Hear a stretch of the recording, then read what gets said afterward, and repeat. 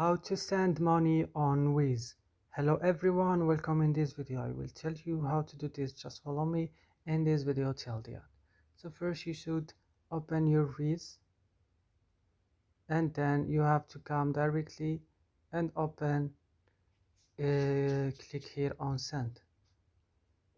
If you wanna send international or the same currency, for example the same currency, I will choose 1000 euro, click continue, and where I wanna save it, someone else or myself, or a business charity, for example myself.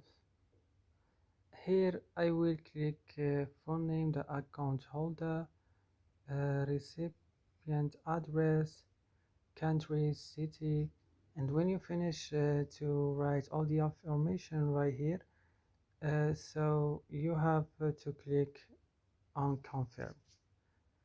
And that's it. So I hope this video is helpful for you. Don't forget to like, subscribe in our channel, and see you in another video.